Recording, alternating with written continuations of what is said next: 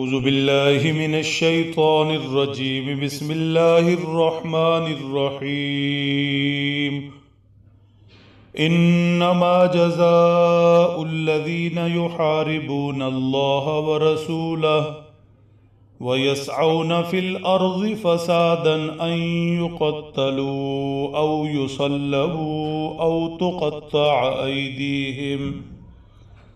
أو تقطع أيديهم وأرجلهم من خلاف أو ينفوا من الأرض ذلك لهم خزي في الدنيا ولهم في الآخرة عذاب عظيم إلا الذين تابوا من قبل أن تقدروا عليهم فاعلموا أن الله غفور رحيم صدق اللہ العظیم۔ بنی اسرائیل یہود کی شرارتوں، فساد، قتل و قتال، الغرض اللہ کی نافرمانیوں کا تذکرہ ہو رہا ہے۔ آج زیر درس آیت کریمہ میں ایسے بد نصیبوں جو زمین میں فساد کرنے والے ہیں کی دنیاوی و اخروی دونوں سزاؤں کا ذکر ہے۔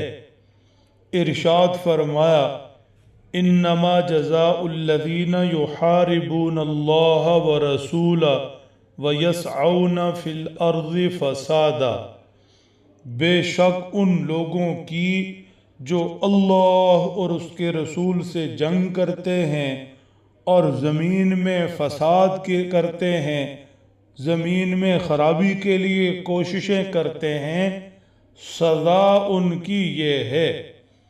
مطلب اللہ اور اس کے رسول کے احکامات و تعلیمات کو توڑ کر دوسروں کی زندگی اجیرن کرنے والے، فساد کرنے والے، ڈاکے، رہزنی، قتل و قتال کرنے والے، کسی بھی حساب سے زمین میں فساد مچانے والے، ان کی سزا اس ترتیب سے ہونی چاہیے۔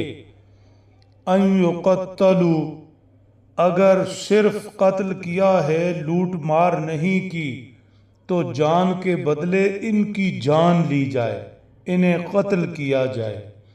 او یصلبوا، اور اگر قتل و قتال بھی کیا ہے، لوٹ مار بھی کی ہے، تو انہیں پھانسی چڑھایا جائے۔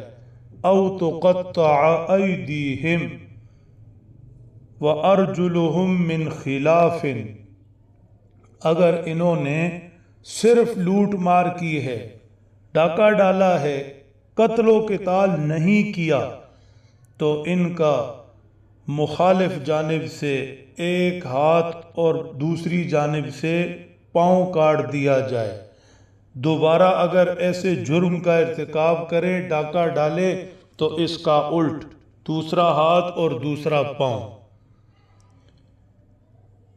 او ینفوا من الارض، یا یہ ہے کہ قتل و قتال نہیں کیا، ڈاکہ بھی نہیں ڈالا، البتہ اس کی کوشش پوری کی ہے، اقدام کیا ہے، تو ایسے لوگوں کو جلا وطن کر دیا جائے تاکہ دوبارہ سے پھر ایسی کوشش نہ کریں، مبادا کہیں دوبارہ کوشش میں کامیاب نہ ہو۔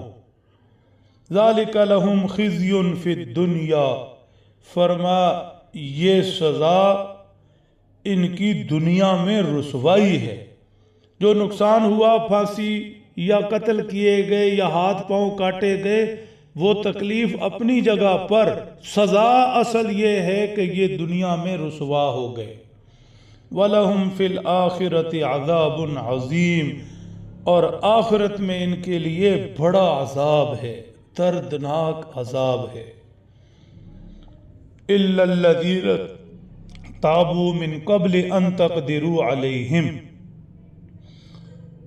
مسئلہ یہ ہے کہ گرفتاری سے پہلے انہوں نے توبہ کر لی، لوٹا ہوا مال واپس دے دیا، قتل و قتال نہیں کیا تھا، یا کیا تھا تو اس کا خون بہا بھی دے دیا، دیت، توبہ کر لی، فَاعْلَمُوا أَنَّ اللَّهَ غَفُورٌ رَحِيمٌ، پھر اللہ بخشنے والے مہربان ہیں، اللہ توبہ سے اپنا حق معاف کر دیتے ہیں، حق العبد معاف نہیں کرتے، بندوں کے حقوق معاف نہیں کرتے۔ یاد رہے شرعی سزاؤں، ان کے نفاذ، ان کی بہت تفصیلات ہیں، ان کی ضرورت افادیت کے حوالے سے طویل بحث ہے۔ خلاصہ سب کا یہ ہے کہ یہ شرعی سزائیں ظلم نہیں ہیں، بلکہ یہ ظلم کا خاتمہ ہے، فسادیوں کا یہی انجام ہونا چاہیے۔ ایسے لوگ پورے معاشرے کو خراب کرتے ہیں۔ اگر جسم کے کسی حصے پر پھوڑا نکل آئے، ڈاکٹر کہیں کہ اس حصے کو جسم سے الگ کرنا ہے، تو یہ جسم کے ساتھ ظلم نہیں، بیماری کا خاتمہ ہے، یہ اس کے ساتھ بھلائی خیرخواہی ہے۔ ایسے لوگ معاشرے کے جسم پر ایک پھوڑا ہے، جب تک اس حصے کو الگ نہیں کیا جائے گا معاشرہ بے چین رہے گا۔ یہ بات بہت دھیان سے سمجھنے کی ہے، یہ معاملہ بہت توجہ سے سمجھنے کا ہے، ورنہ مغرب جرائم پر اتنی بات نہیں کرتا جتنی جرائم کے خاتمے کے لیے سزاؤں پر بات کرتا ہے، اور اسلامی نظام کو نعوذ باللہ تعالی ظلم سے تعبیر کرتا ہے۔ یہ ناسمجھی کی باتیں ہیں، اللہ سمجھ دیں، عمل کی توفیق بخشے۔